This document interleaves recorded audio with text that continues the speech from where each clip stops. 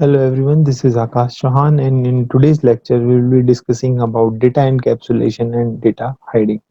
In our previous lectures, maybe where we were discussing about the OOPS properties, we have covered the encapsulation, but in today's lecture we will cover this topic in detail and will also relate it to the data hiding concept. Okay, so if we pay little attention, the encapsulation word itself is made out of capsulation, and the capsulation is made out of capsule.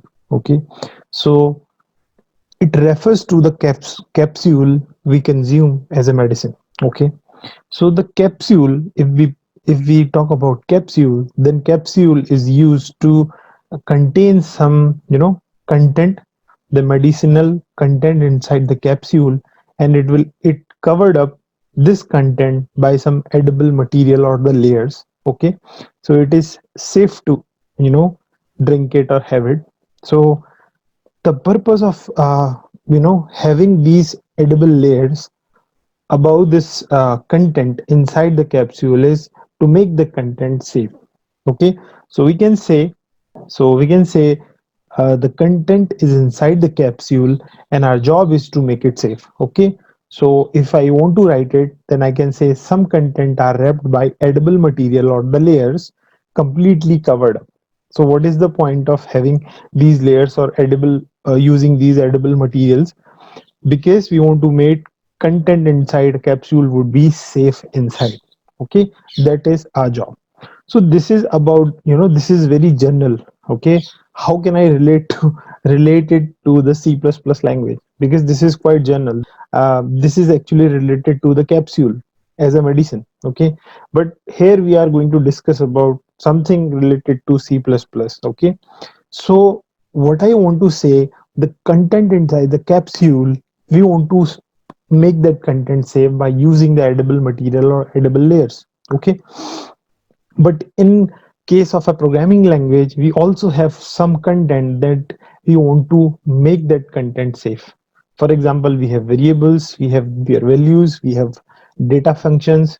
As we have discussed earlier, that the major part of a class structures are the data members and the member functions. So we also have some useful data that we want to make it safe from the outside world or outside classes, right?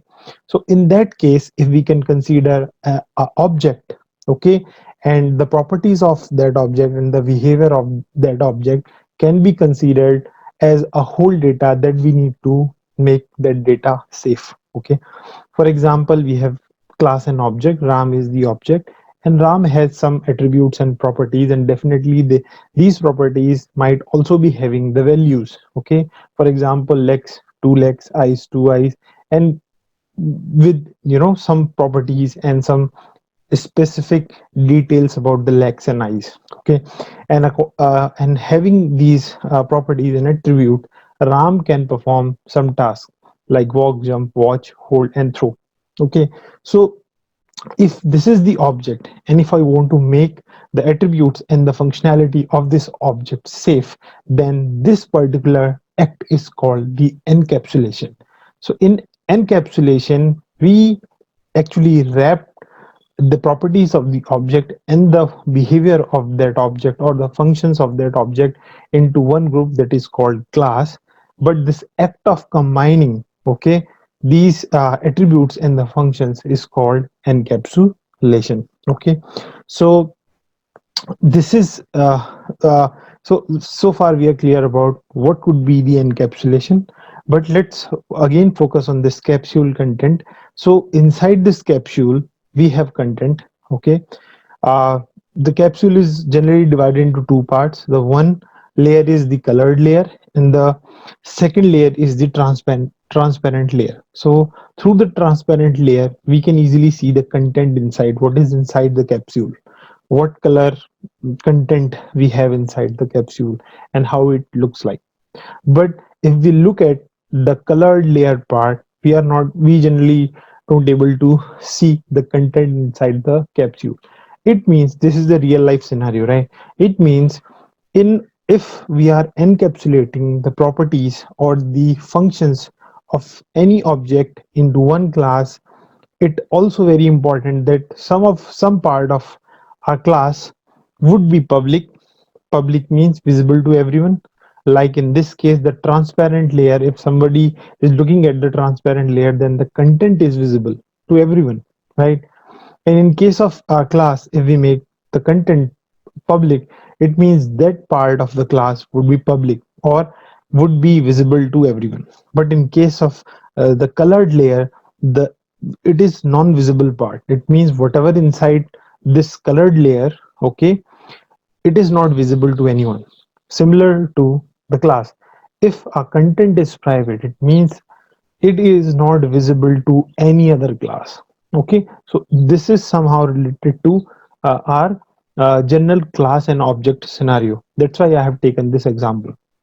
Okay, so more clearly, if I want to write, I can say the colored layer is non-visible part, or the transparent layer is where we can everyone can see it.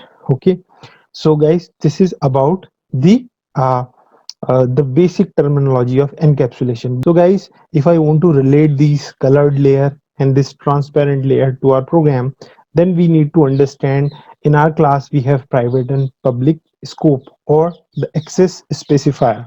So in that case, the part of the class which is not visible to everyone, this part is called the private part, as we have written over here.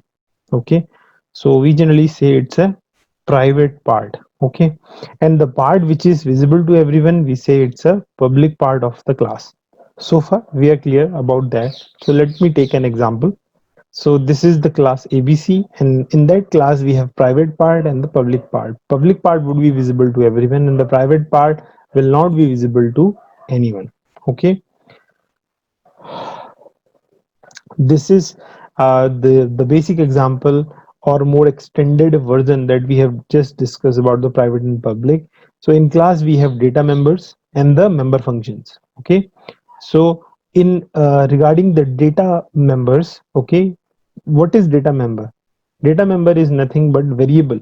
Okay, variable means the property or the attribute of that object. Okay, if I make the data members of the class private, it means those data members would be hidden to everyone. It means they are not visible to anyone after the class. The class only can see these variables. So this only this part of the class where we make data members private, it is called data hiding. It is not encapsulation. Okay, but instead when we do this data hiding by making our data members or the variables private, and we also take care of the functions, the function members. Okay, the functions or the behavior of the object also create according to the encapsulation. It means the data we are hiding, we must provide get and set method for that hidden data. So if we can provide get and set method, so why we use get and set method? Get method is to get the value. Okay, let's say uh, if the other outside class want to access the variable, so they cannot access it directly because we have made those variable private. But if the class want, then class can provide get methods. Public get method, it means the other class can access, not modify it. Other class can access it. Okay, if we also provide the set method, it means the other class can set the values, and by using get they can get the values, but they cannot change the structure of the class. Okay, so the encapsulation, the complete encapsulation is the way where you hide the data by making them private, and you also provide the get set methods for those hidden variables. Okay,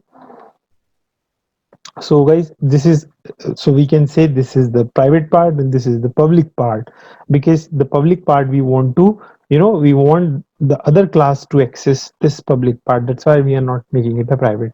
So if I want to write the definition, the actual definition, or what we have discussed as a paragraph, then let's look at it. I have written some theory part as well. So Encapsulation is the act of combining properties and the methods, okay, or the functions we say, related to the same object is called encapsulation. But that is not enough. How we can achieve encapsulation, that is very, very important. Okay, so the very first part is making all data members private. That is what we have discussed, by making all the data members private. And the second thing is by creating public get and set functions in such a way that the set function set the value of the data we have hidden, we are hiding from outside class, and get function to get the values of that data member. Means provide get and set method for these variables we are hiding in the public domain of a class, so that these get and set method would be accessed by other class as well. So what is data hiding? This is, so we are clear about the encapsulation, but what is data hiding? So data hiding is just when we make our data private. It means the only class, this class can access these variables directly, but no other class. So this part of encapsulation, actually, encapsulation is made out of data hiding. But encapsulation is not just data hiding, it also provides the public get and set methods of those hidden data. So if I want to write about the data hiding, an act of hiding data members in a class to prevent external manipulation of data members values. It can be achieved by making all data members private. Okay, if I want to summarize everything what we have discussed, it means if I, the variable part of the class, if I can make that private variable, it means this is called data hiding.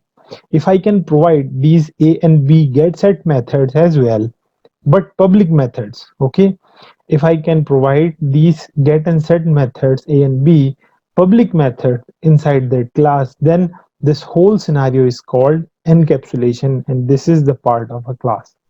Okay guys, so this is about data hiding and encapsulation. I hope this is clear to you. Thank you so much for today's lecture.